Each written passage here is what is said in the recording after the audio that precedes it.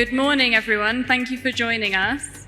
It's hard to think of a more relevant topic to be discussing today, just a few days after Claudia Sheinbaum took power as president, pledging to push Mexico's transition to clean energy.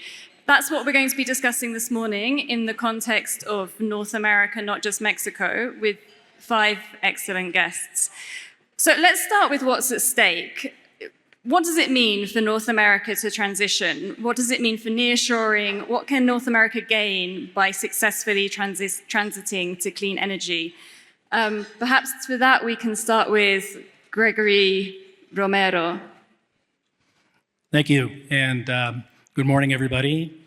I'd like to thank the NCF and the U.S.-Mexico Foundation for inviting me to speak here today. For those of you who aren't familiar with TC Energy, we've been operating natural gas infrastructure and constructing infrastructure for over 70 years.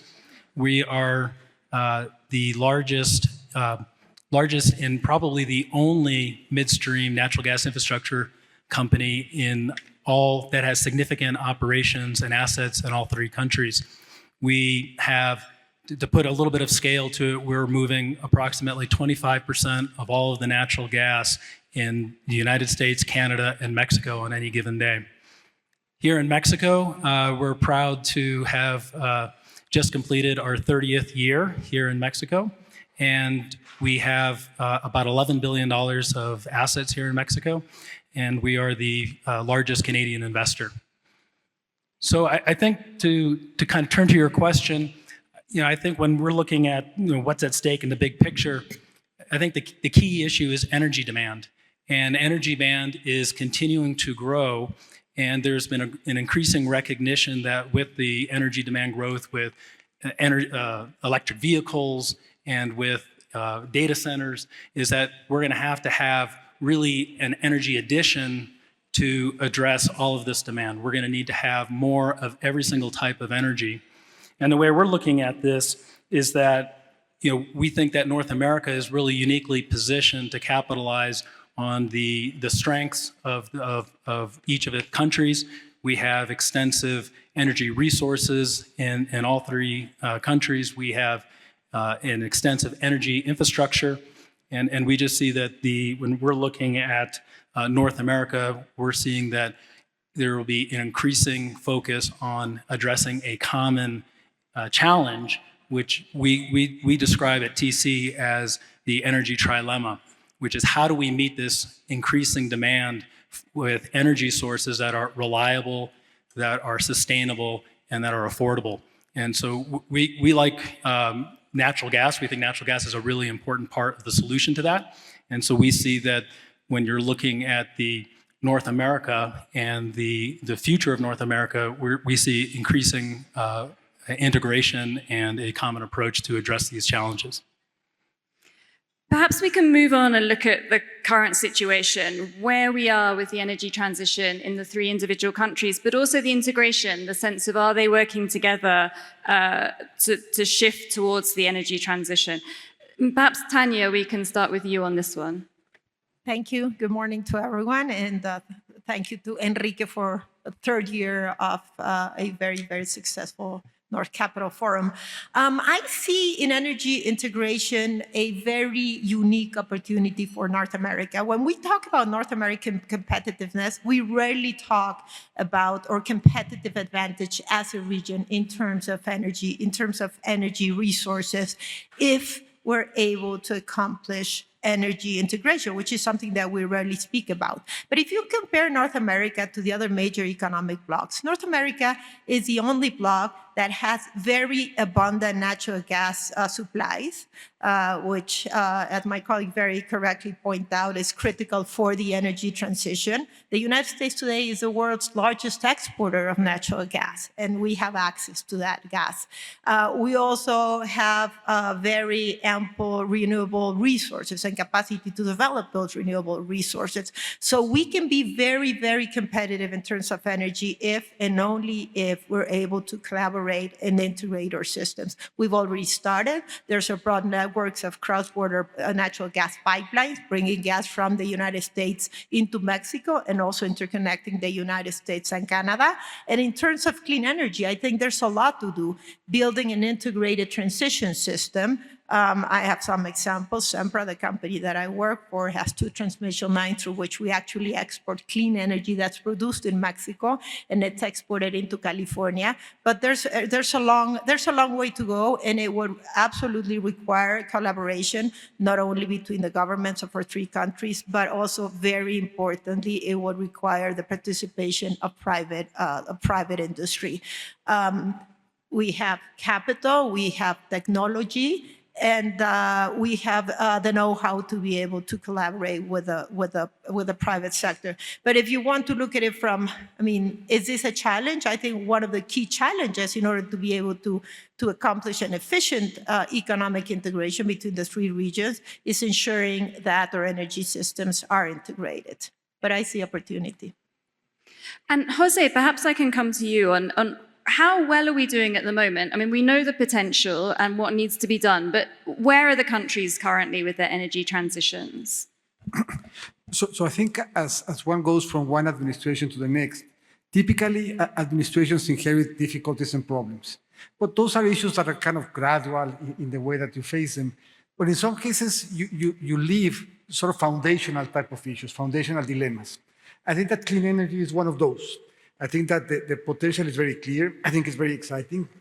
I think it will get us back to a drawing table in terms of identifying where the potential within North America is. I think it's likely that some regions that are today not on the map in terms of being sources of clean energy are likely going to be put into the map because in some cases, areas that were previously isolated now turn out to have an important advantage in terms of generating with clean electricity. But I think it's a foundational challenge because we need to set up markets, we need to set up regulation, and we need to do it quickly. Because I think that if you look specifically at the case of Mexico, the energy content of Mexican exports is way larger than the labor content of Mexican exports. So really, Mexico is exporting energy via what it manufactures. And that means, as was said at the beginning, that we're going to need much more energy, we're going to need to be clean, we're going to need to be sustainable, and we're going to need to be competitive. I think that as one looks again at the North American map, the North American region, was the capacity to do well and to develop a competitive advantage on the basis of this transition is pretty solid. But I think that will require regulation, that will require markets, that will require a better sense of integration within each one of the countries and then in the countries together. And from that perspective, I do think it's foundational, and it's an area where the next literally weeks and months will be very definitive to the new administration in terms as to whether it could put forward a regime, a regulation, all of the rules that will provide certainty for this potential to become a reality and for that reality to add to the competitiveness of North America. And do we have a sense that across the 3 governments there's a vision for this transition, that there's an idea of where they're trying to get to that's realistic, that they know what it involves, the investments it involves, that there's a discussion between the 3 partner countries about this? Perhaps for that one we could start with Mauricio. Thank you, Sarah. Thank you to the U.S.-Mexico Foundation, Enrique and team. What a phenomenal event. Thank you for having us here. And pleasure to be with my fellow panelists. I would say, yes, there is recognition to start with part of your question around all 3 governments of the challenge and challenges that we are facing as a region. But I think, unfortunately, the reality today is that there have been major shifts over the past very few years, geopolitically outside of North America. The new revolution and energy intensity and renewed demand that we're going to be facing. But also there's fractures within our countries. The political landscape, particularly in Mexico and the United States, has shifted, has polarized. We heard a lot about that earlier this morning over the past 2 days. And today, I would say I would not represent that there's alignment among the 3. On the contrary, I think there's a huge challenge in trying to get the new administrations to start working together and create that framework that Pepe was alluding to that we have to have very quickly to facilitate the investment. A big challenge that we have is that when we talk about energy transition, nobody would question the rationale, the logic, or the merits of doing so. But what we seldom question is, well, what does it really take? And what it takes is not billions, but trillions of dollars in North America alone. And we are not having a serious conversation around what is it going to take, where do we need to do that, how do we set rules, and how do we facilitate what Tanya was talking about, the resources that we have in the region, what Gregory was alluding to. We have the infrastructure, we have the resources that go beyond gas, we have solar capabilities, we have offshore wind capabilities in the region. We need to bring them all together in ways that make all three countries cooperate and put the politics to the side. I think one huge challenge for people in this room is to get those regulators and politicians and policymakers to understand the challenge, and then for the rest of us in industry and other areas of the value chain to push for this to happen and have that bigger conversation. Jesus, I wanted to come to you on this as Schneider. How do you see this? How do you see the transition going, the vision, and where the sort of knots and difficult areas lie for you? It's been a while since they called me Jesus, so that was interesting. So I'd like to bring some hard data into, and I fully agree with your comments regarding policy, governments coming together, public and private sector working on a long-term strategy to solve the energy equation. Now, that's a strategic aspect of the energy transition, but we also have the tactical challenge, and Gregory was alluding to it. Demand is rising. And let's come to Mexico, but globally, it is expected, and I want you to try to digest this figure. The amount of electricity that we're going to consume between 2020 and 2050 is going to double. It's the equivalent to what happened in the last 200 years since the Industrial Revolution. The world and Mexico is growing at a pace where the demand for electricity is growing because we want more factories. We want to benefit from the nearshoring dynamic that is taking place. And that nearshoring dynamic is 100% dependent on energy being available so that it can materialize and the industrial footprint of Mexico can materialize and the growth of cities can materialize. But we also have the challenge of combating climate change, which is responsible energy. And we all know that we need to transition to renewables, to clean energy. But the reality is today, if you look at the energy matrix of Mexico, 60 to 70% comes from gas. And the vast majority of that gas comes from the United States. So yes, we need to install and take advantage of solar capabilities, wind capabilities, but it's not going to happen overnight. Our ability to set up that power production ain't going to happen within the time frame required for the tactical growth to take place. So the reconciliation, and that's where companies like us, we come to the table as Schneider Electric, we need to be more efficient in the use of energy so that we can stop consuming or wasting the kilowatts that we don't need. I want to share with you, to put it in perspective, just by the way systems are designed, electrical systems and gas systems, you waste 15 to 20% of the energy that is produced between point of origin and point of consumption. And then on top of that, normally any system, whether it's your home or a large industry or a data center or an airport, will be 70% efficient and 30% inefficient. So if we are consuming energy that we don't need, we are adding losses in the system versus the inefficiency.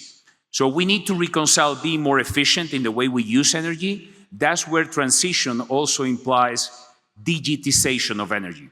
When you listen to this term that has become kind of cliche, we need to digitize energy, is nothing more than understand where we are consuming it, whether it's gas, water, electricity, so that when you understand it, when you measure it, that with technology, energy management technology, industrial automation, software services, which is what we do, you can then in real time and very actively become more efficient.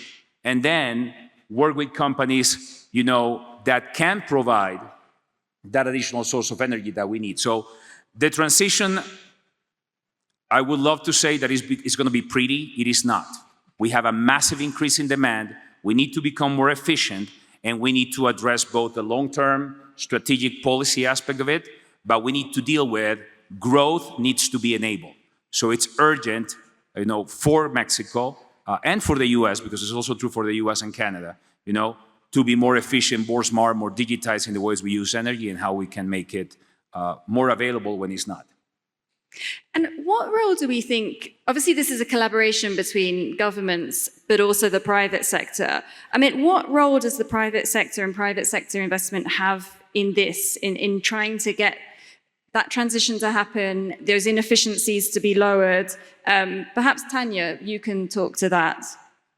Thank you. Well, I mean, public-private collaboration, as I mentioned before, is absolutely critical. The energy industry, because of its nature, is a highly regulated industry. We depend on government rules to be able to invest. Some of the assets, in fact, in Mexico, some of the activities are controlled by the state, such as transmission. But in any case, even if not controlled by the state, it requires a very strong participation from different regulatory agencies or government bodies to be able to plan, for example, transmission networks, pipeline interconnections and rules, etc. So I think, yes, there is a critical collaboration is critical between public and private sector. I don't think either can embark this on its own. It requires a lot of long-term planning. And when I say long-term, I'm thinking about 50-year plans, not 5 years, not 10 years.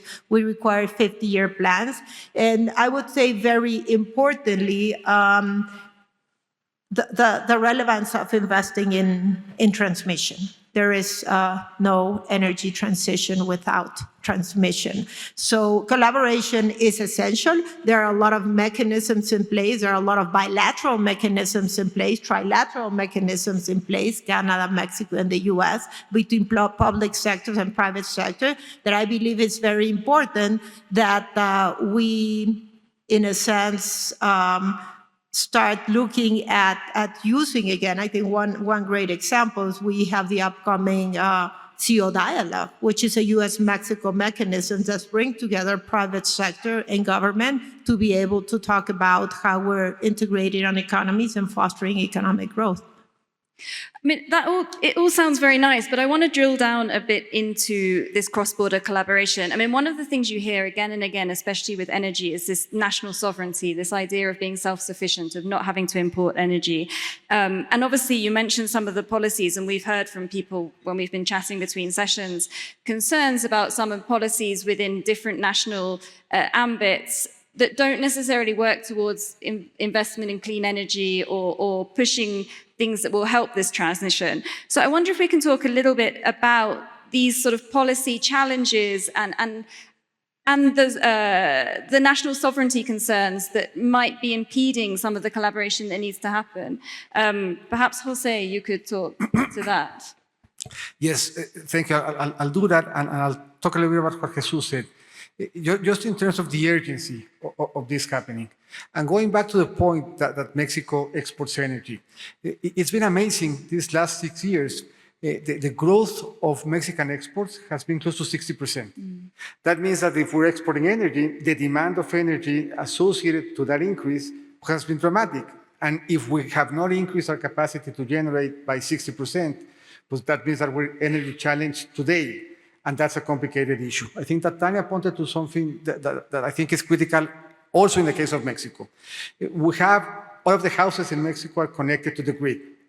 But the houses in Mexico 10 years ago had 8 light bulbs. So as Mexicans started to consume more, plus the stress on the grid has been huge.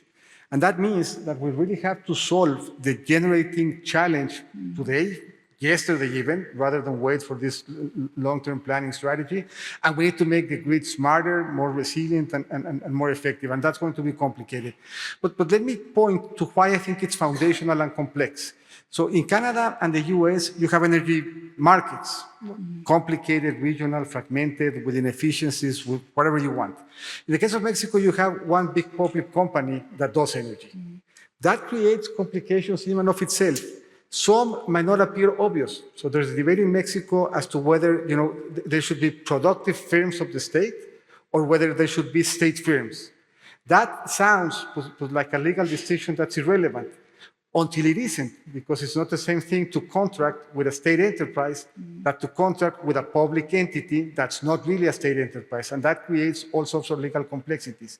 But the fact that you have one company on no market, in the case of Mexico, makes it more complicated to do the planning and makes it more important to develop rules into which the private and the public sector can collaborate. And I think that's important. And it's a step beyond, a step before talking about sovereignty, because at the point where we are at, in the case of the three countries, the demand for energy is growing so much that the debate as to whether we're self-sufficient is probably not there. And just one final nuance, we have spoken a lot about the reliance of Mexico on Texan gas. But the flip of that is that Texas has nowhere else to sell its gas with pipelines. So the only place that they can sell the gas to is Mexico. So literally, if we were not buying Texan gas, they would explode to the point where periodically the price of gas in the US is negative, so that we are natural off-takers for that. And I think that an important reflection on that is how improving access to that gas has changed Mexico, has changed North America, and how amazing it is that gas is not part, energy transition is not part, modernizing the energy matrix of Central America is not part of the migration equation, because at a core, some of the migratory pressures that we see from Central America to the north are a reflection of the fact that Central America doesn't have a modern energy matrix. So I think that when one talks about transition, it goes beyond just post-efficiency and exports and markets. It also adds an additional element to it in the sense that the lack of modern energy matrix in the southern part of Mexico and the northern part of Central America probably adds to the migratory pressures that we're seeing in the region and that we're talking a lot about. That's fascinating. We talk a lot about modernization, and let's drill down a bit into technology. I mean, what is the technology and the investment and the modernization that's needed to help North America achieve this joint energy transition? What emerging technologies do you see as helping or as game changers? And one question that we had from the audience earlier when I did a poll was, what role, if any, does AI have to play in improving efficiencies and modernizing grids too? Perhaps for that we can start with Gregory. Well, I think that technology has really been a game changer, but in the short term, it's been a game changer in a way that we didn't really anticipate, and that it's just had this incredible spike of demand. And I think AI and technology is going to have a more important role going forward as it enables the industry to optimize our processes and make it more efficient. But in the short term, it's created a demand issue that we have to address. I think going back to what some of my fellow panelists were saying, when you're looking at energy transition, we're going to have to figure out what the right mix of energy is. And I think a really interesting fact is when you look at the country that's been most successful at reducing its GHG footprint, the United States, it's mostly been due to the conversion and displacement of coal-fired generation for gas-fired generation. So I think that when you look at what the transition has to be and the role of technology, I think there's going to be definitely a shift towards how are we going to meet the actual demand, how are we going to create the infrastructure, and I think we also have to figure out how we're going to more effectively collaborate with the government in order to do that. Jesus, perhaps you wanted to comment on the technology aspect as well. Yes, I think to complement what Gregory says and going back to some hard data, that it will be hard once it materializes, but if you look at what electrical energy represents today of total consumption of energy globally, and the same is true for Mexico or the US, is 20%. So all of the energy that we consume, all of us in the planet, 20% is electrical. Going back to the major challenge that we all face, and we are fortunate that we're the generation that can solve this problem, which is climate change. We are the only generation that can do something about it. Combating climate change and reducing global warming is 100% dependent on electrification of energy. We need to electrify more. Why? Because electricity is the only form of energy that can be 100% clean, right? Now, we need to reconcile again that you cannot electrify from 20 to 100%, 20% being electrical today to 100% being electrical, produced in a clean manner, because not every way of producing would be clean. You need to reconcile, continuing to work with gas, and more electrify. One example that we all have is electric vehicle conversion. You know, you're going from fossil fuels to electric vehicles. Then there is the whole dilemma about how that electricity is produced. Point taken. But that electrification requires technology.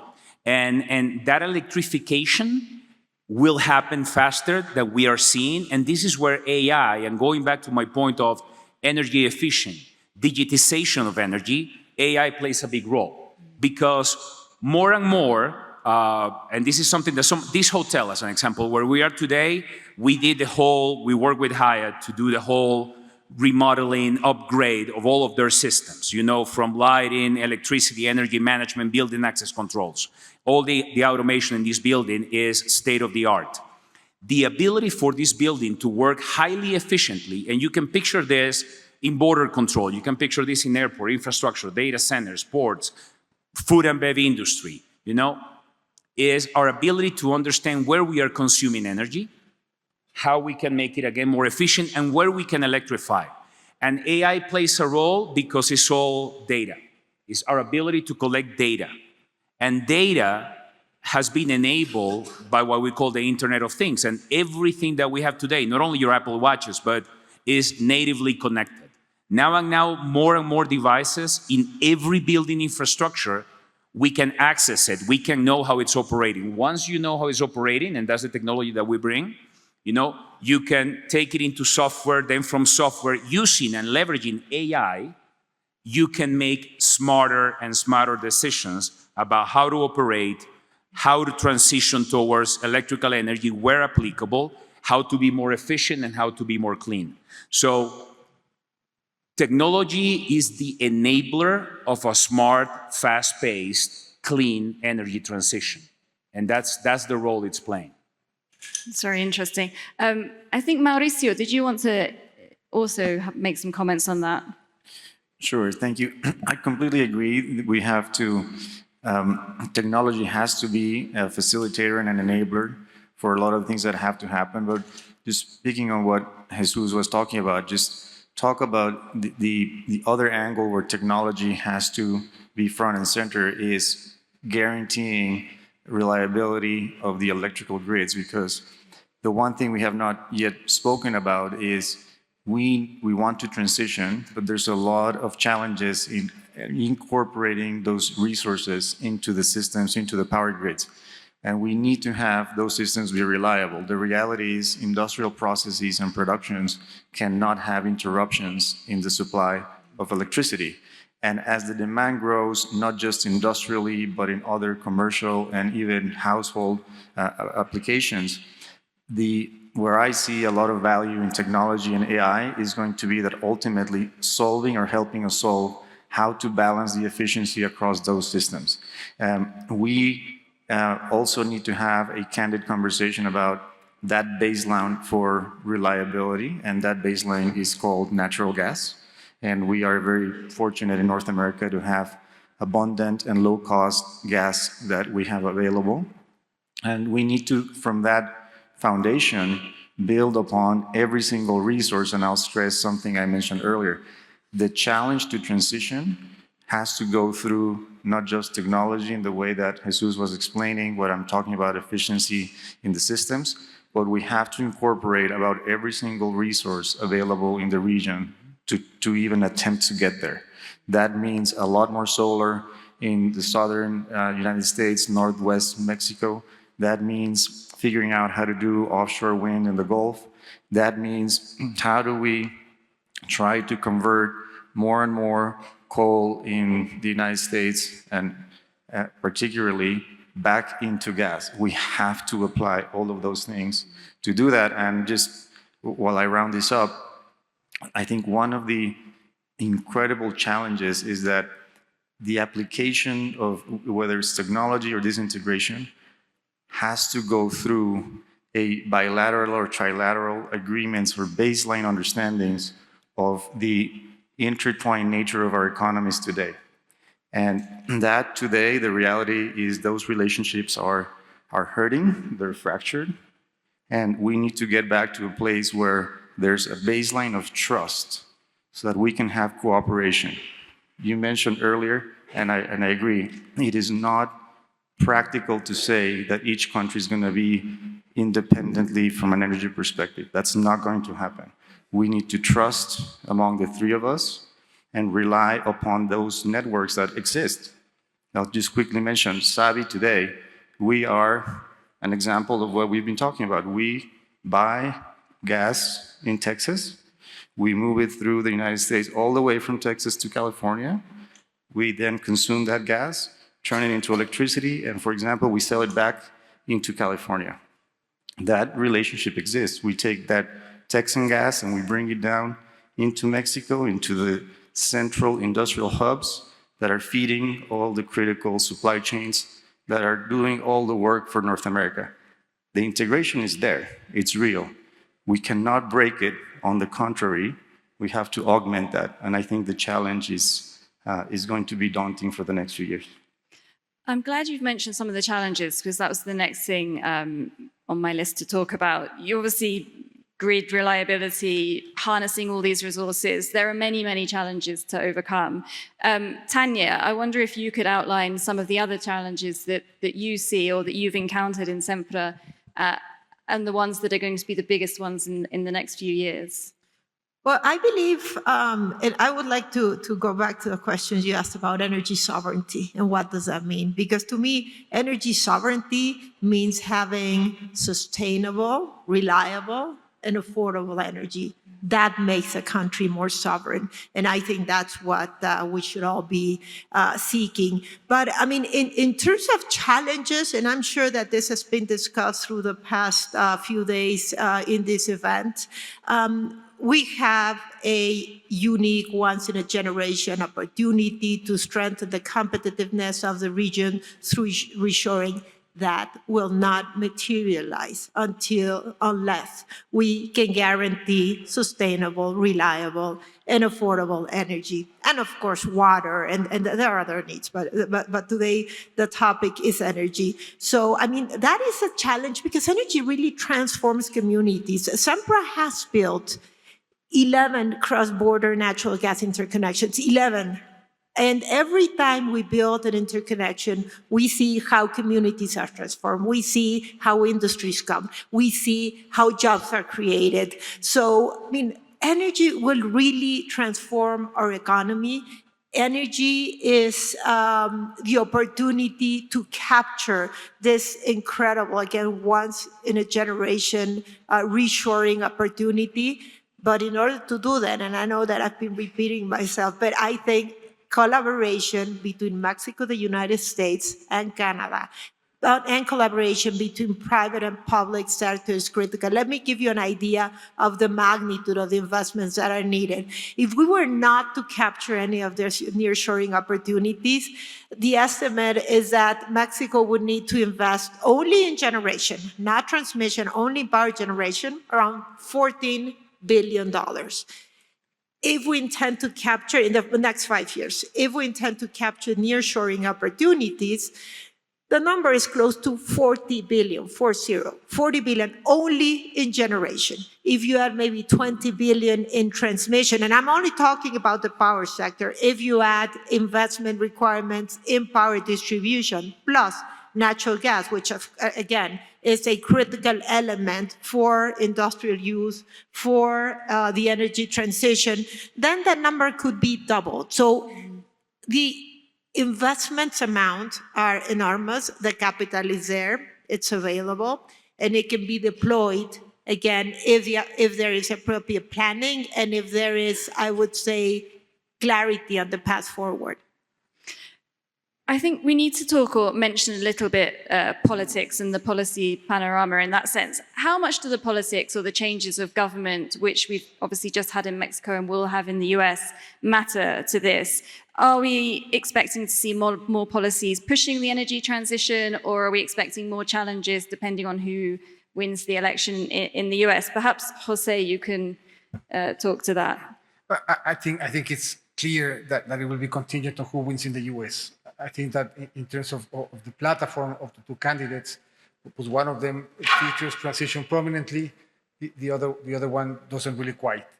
And I think in the case of Mexico, one of the most important dimensions into which the new administration will going to differ from the last is the new one will clearly put some emphasis on the transition on clean energy. But I think to that point, there's going to be a revision of USMCA come 2026. And I would like to build on something that Tania said, because she emphasized that it's going to be a negotiation between Mexico, the US, and Canada. But really, it's going to be a negotiation between the US, Mexico, and Canada and their governments, but across value chains that are almost by nature trilateral. So I don't know whether the industry is thinking about that negotiation along those lines, because it's really a negotiation of North America amongst itself, using the governments as a go-between, but really it's thinking about how we want to structure North American energy. And I think that governments would have a lot to say on that. But if I were in the industry today, I would be trying to think how I can provide useful inputs for that debate from an industry perspective. I mean, how does a North American energy industry look like? What does a North American enabling environment for the transition look like? What does the private sector require for governments in terms of policy and regulation in order to foster those investments and that transition? And I think that that would be a crucial input on that debate. Because at the end, what you are going to configure is a North American energy sector that will be key to North American competitiveness. So I think that from an industry perspective and looking at 2026, it doesn't really make a lot of sense to wait on the sidelines and see what the governments agree to. Rather, it makes sense, I think, proactively to really try to envision what does a North American energy sector look like and what is required from governments as a framework to make that North American energy sector competitive and viable. And is that conversation happening, Mauricio? Absolutely, I think it is. It's yesterday was a panel from where we had participants, for example, from people in the auto manufacturing world and many others. Those conversations are happening. The supply chains in automotive, in other technologies are intricately intertwined, and I think they are talking about how am I securing my supply chain.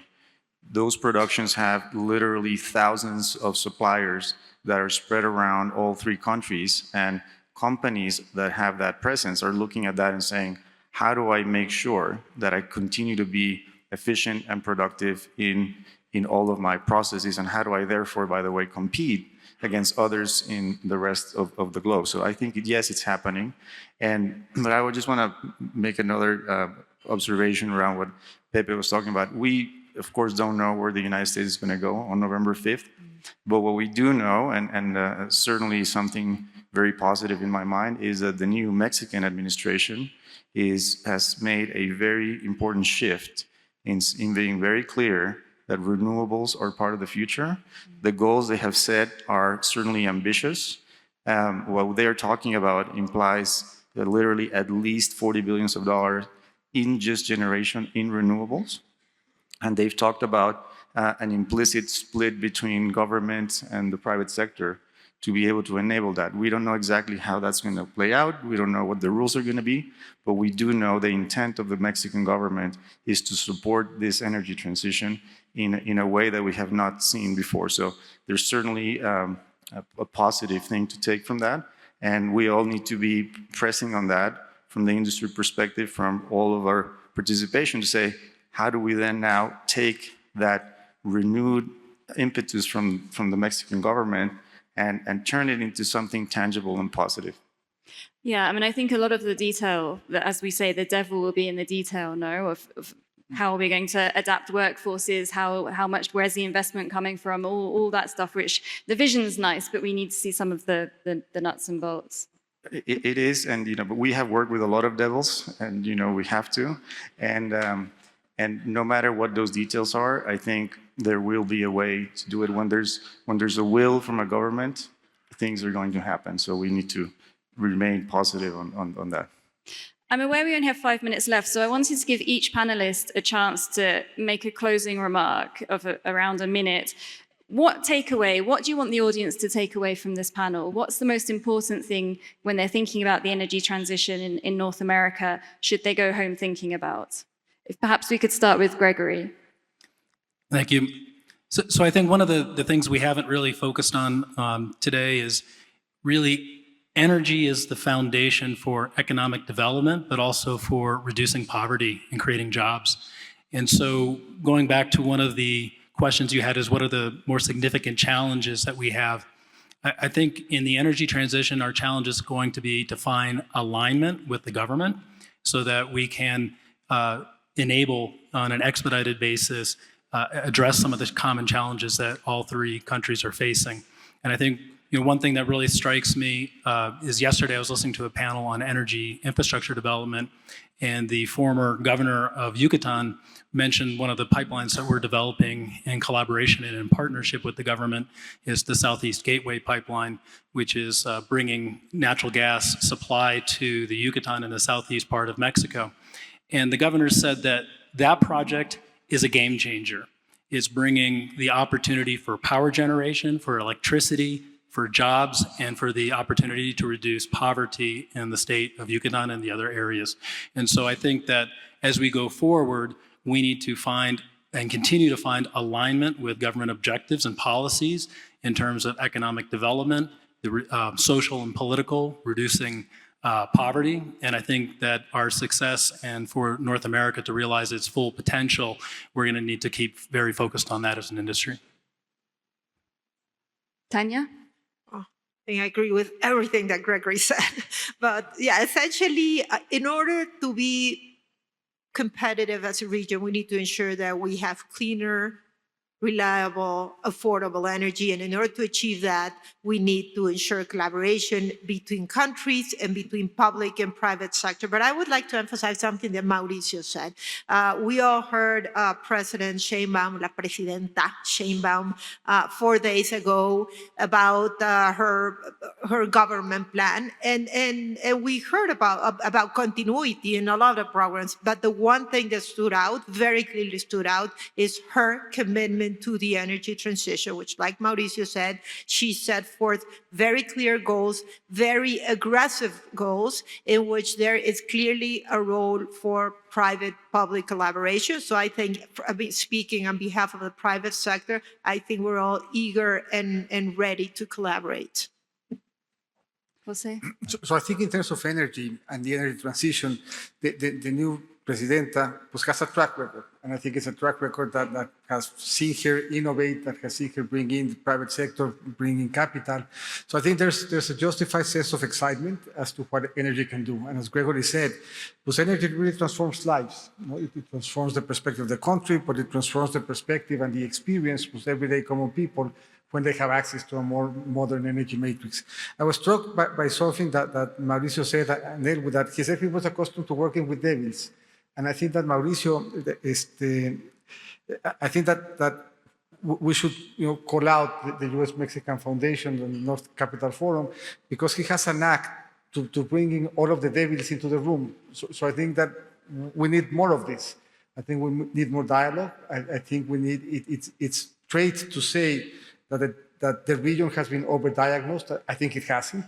I think we really have an opportunity to think about what we can shape in terms of a North American energy market, transition included into it.